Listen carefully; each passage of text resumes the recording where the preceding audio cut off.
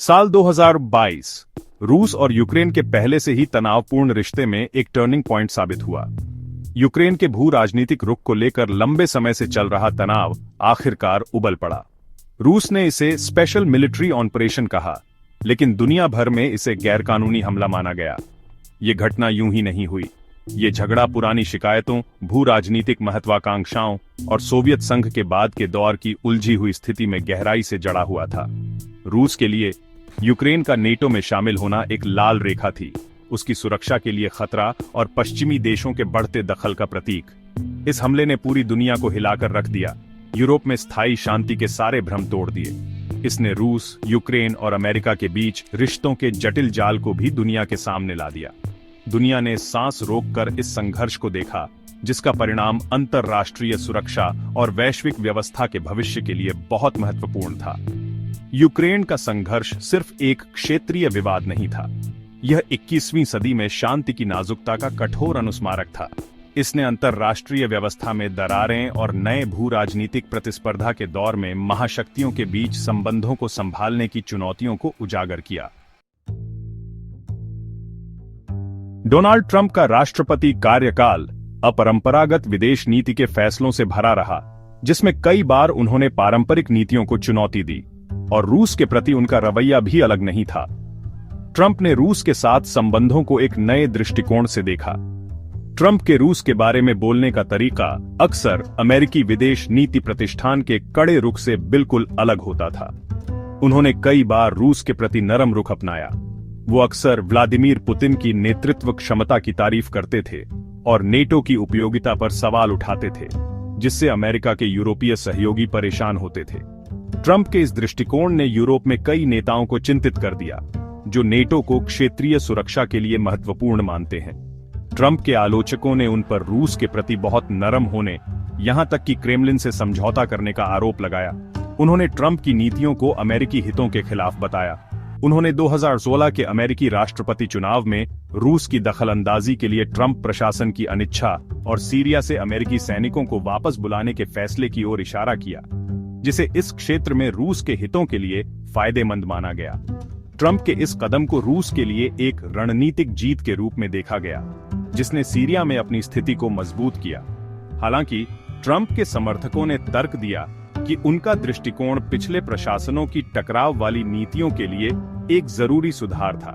उनका मानना था कि ट्रंप की नीतियां अमेरिका के लिए दीर्घकालिक लाभकारी हो सकती हैं। उनका दावा था कि ट्रंप की पुतिन के साथ बातचीत करने की इच्छा, चाहे कितनी भी विवादास्पद क्यों न हो, अमेरिका रूस संबंधों में और गिरावट को रोकने की सबसे अच्छी उम्मीद थी। चाहे रणनीतिक गणना से प्रेरित हो या व्यक्तिगत लगाव से, ट्रंप का रूस के प्रति दृष्टिकोण निस्संदेह अमेरिकी विदेश नीति के मानदंड से एक महत्वपूर्ण बदलाव था। यह बदलाव कई लोगों के लिए चौंकाने वाला था। यह अभी भी गहन बहस का विषय है और विशेषज्ञ इस पर विभाजित हैं कि यह दृष्टिकोण कितना प्रभावी था। अमेरिका रूस संबंधों और व्यापक अंतरराष्ट्रीय व्यवस्था के लिए इसके पूर्ण निहितार्थ अभी तक पूरी तरह से समझ में नहीं आए हैं। आने वाले वर्षों में ही इसका सही मूल्यांकन हो सकेगा। ट्रंप के राष्ट्रपति काल में अमेरिकी और रशियाई नेताओं के बीच कई हाई प्रोफाइल मुलाकातें हुईं। इन बैठकों ने वैश्विक राजनीति में एक नया अध्याय जोड़ा। ये बैठकें अक्सर गोपनीयता में डूबी रहती थीं और जो हुआ उसके बारे में विरोधाभासी बयान आते थे, जिससे जनता और मीडिया में अटकलों का दौर चलता रहता था, जिसने दुनिया का ध्यान खींचा। 2017 में हैम्बर्ग में अपनी पहली औपचारिक बैठक से लेकर 2018 में विवादास्पद हेलसिंकी शिखर सम्मेलन तक ट्रंप और पुतिन एक ऐसे कूटनीतिक खेल में लगे रहे, जिससे लोगों को उनके रिश्ते की असली प्रकृति के बारे में अनुमान लगाते रहना पड़ा। इन बैठकों ने वैश्विक मंच पर कई सवाल खड़े किए। इन बैठकों की बारीकी से जांच की गई ताकि किसी भी सांठगांठ या रियायतों का पता लगाया जा सके। आलोचकों ने पुतिन के प्रति ट्रंप के स्पष्ट सम्मान पर चिंता व्यक्त की। यह सम्मान कई बार अमेरिकी हितों के खिलाफ जाता दिखा। हेलसिंकी शिखर सम्मेलन विशेष रूप से विवाद का केंद्र बन गया। इस बैठक ने अंतरराष्ट्रीय समुदाय में हलचल मचा दी। ट्रंप ने सार्वजनिक रूप से 2016 के चुनाव में रशियाई हस्तक्षेप के बारे में पुतिन के इनकार को अपनी खुफिया एजेंसियों के आकलन पर स्वीकार कर लिया, जिससे डेमोक्रेट और रिपब्लिकन दोनों में आक्रोश फैल गया। यह कदम अमेरिकी राजनीति में एक बड़ा विवाद बन गया। विवाद के बावजूद ट्रंप पुतिन की बातचीत चाहे कितनी भी अपरंपरागत क्यों न हो, परमाणु हथियारों से लैस महाशक्तियों के बीच संचार के स्थायी महत्व की याद दिलाती है। यह संचार वैश्विक स्थिरता के लिए आवश्यक है। कई संकटों के कगार पर खड़ी दुनिया में यहां तक कि सबसे तनावपूर्ण बातचीत भी विनाशकारी गलत अनुमानों को रोकने के लिए आशा की किरण पेश कर सकती है। यह बातचीत संभावित संघर्षों को टालने में मदद कर सकती है। ट्रंप पुतिन की बैठकें 21वीं सदी में महाशक्ति संबंधों को प्रबंधित करने की जटिलताओं का प्रमाण थीं। इन बैठकों ने वैश्विक राजनीति में नए आयाम जोड़े। उन्होंने अंतर्राष्ट्रीय सहयोग की आवश्यकता के साथ घरेलू राजनीतिक दबावों को समेटने की चुनौतियों और परमाणु युग में गलत संचार और गलत धारणा के हमेशा मौजूद जोखिमों पर प्रकाश डाला। यह एक संतुलनकारी कार्य है जो वैश्विक शांति के लिए महत्वपूर्ण है। 2022 में यूक्रेन पर हमले के बाद रूस ने कई मांगें रखीं, जिससे पूरी दुनिया में हलचल मच गई। इस आक्रमण ने न केवल यूक्रेन की संप्रभुता को चुनौती दी, बल्कि वैश्विक शक्ति संतुलन को भी हिलाकर रख दिया। ये मांगें, जिन्हें कई लोगों ने रूस के पक्ष में यूरोप की सुरक्षा व्यवस्था को फिर से बनाने की कोशिश के रूप में देखा, इनमें इस बात की गारंटी शामिल थी कि यूक्रेन कभी भी नेटो में शामिल नहीं होगा और यह कि नेटो पूर्वी यूरोप में अपनी सैन्य उपस्थिति को कम करेगा। पूर्वी यूरोप में नेटो की सैन्य उपस्थिति को वापस लेना और नेटो के विस्तार को रोकना रूस की प्रमुख मांगों में से एक थी, और क्रीमिया पर रूस के कब्जे को मान्यता देना। क्रीमिया, जो 2014 में रूस द्वारा कब्जा कर लिया गया था, एक महत्वपूर्ण भू राजनीतिक बिंदु बन गया है। इन मांगों को पश्चिम ने निंदा और चिंता के साथ देखा। पश्चिमी नेताओं ने रूस की इन मांगों को अस्वीकार कर दिया और इसे अंतर्राष्ट्रीय कानून का उल्लंघन बताया। उन्हें शीत युद्ध के बाद की व्यवस्था और संयुक्त राष्ट्र चार्टर में निहित संप्रभुता और क्षेत्रीय अखंडता के सिद्धांतों के लिए सीधी चुनौती के रूप में देखा गया। ये एक ऐसा समय था जब वैश्विक शांति और स्थिरता को बनाए रखने के लिए अंतर्राष्ट्रीय नियमों का पालन आवश्यक था। पश्चिम ने रूस पर प्रभाव क्षेत्रों को पुनर्जीवित करने और नियमों पर आधारित अंतर्राष्ट्रीय व्यवस्था को कमजोर करने का प्रयास करने का आरोप लगाया, जिसने दशकों से राज्यों के बीच संबंधों को नियंत्रित किया था। यह आरोप रूस और पश्चिम के बीच बढ़ते तनाव को दर्शाता है। रूस की मांगों की धृष्टता ने वैश्विक सुरक्षा के भविष्य के बारे में गंभीर सवाल उठाए। क्या यह एक नई विश्व व्यवस्था की शुरुआत थी या केवल एक अस्थायी संकट? क्या वे मौजूदा व्यवस्था को बलपूर्वक चुनौती देने की रूस की इच्छा का संकेत थे, या यह केवल रूस की सुरक्षा चिंताओं का परिणाम था? या वे एक ऐसी दुनिया में अपने हितों को सुरक्षित करने का एक बेताब प्रयास थे जिसे वह तेजी से शत्रुतापूर्ण मानता था? रूस की दृष्टि से यह एक अस्तित्व की लड़ाई थी।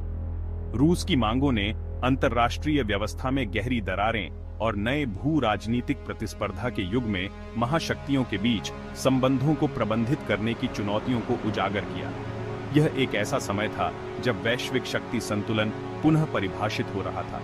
उन्होंने एक कठोर अनुस्मारक के रूप में कार्य किया कि नियम आधारित व्यवस्था, जिसे कभी अपरिवर्तनीय माना जाता था, अब खतरे में है। यह एक ऐसा समय है जब वैश्विक स्थिरता और शांति के लिए नए दृष्टिकोणों की आवश्यकता है। यूक्रेन अपने इतिहास के एक महत्वपूर्ण मोड़ पर खड़ा है। आज किए गए चुनाव आने वाली पीढ़ियों के लिए देश के भविष्य को आकार देंगे। आंतरिक चुनौतियों और बाहरी दबावों का सामना करते हुए आगे का रास्ता बिल्कुल भी स्पष्ट नहीं है। यूक्रेनी लोगों का लचीलापन, संप्रभुता की उनकी इच्छा और स्थिरता की तलाश सभी दांव पर है।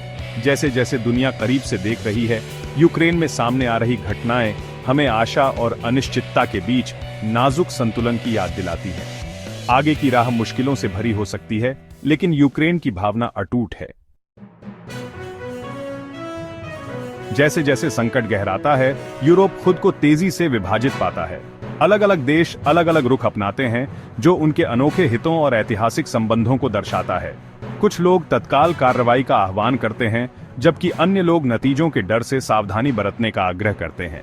यूरोपीय संघ एकजुट मोर्चा पेश करने के लिए संघर्ष करता है, जिससे ब्लॉक के भीतर अंतर्निहित दरारें उजागर होती हैं।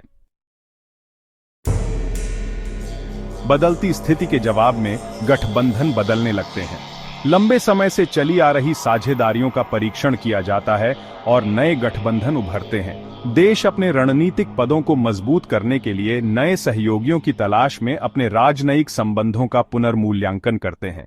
शक्ति संतुलन फिर से बनने लगता है, जिससे एक और अप्रत्याशित और अस्थिर भू राजनीतिक परिदृश्य बनता है।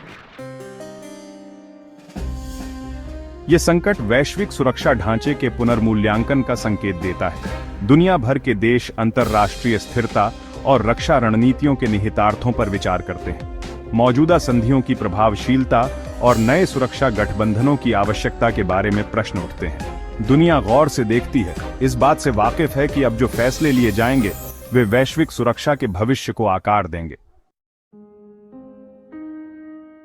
जैसे जैसे दुनिया मौजूदा संकट से जूझ रही है, आगे का रास्ता अनिश्चित बना हुआ है। नेताओं को वैश्विक जिम्मेदारियों के साथ राष्ट्रीय हितों को संतुलित करते हुए कठिन विकल्पों का सामना करना पड़ता है।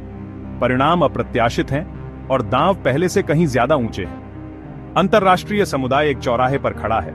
क्षितिज पर संघर्ष और सहयोग दोनों की संभावना है। अगर आपको यह वीडियो पसंद आया हो तो इसे लाइक और शेयर जरूर करें और ऐसे ही रोमांचक वीडियो देखने के लिए हमारे चैनल को सब्सक्राइब करना ना भूलें। अगले वीडियो में फिर मिलेंगे, तब तक के लिए अलविदा।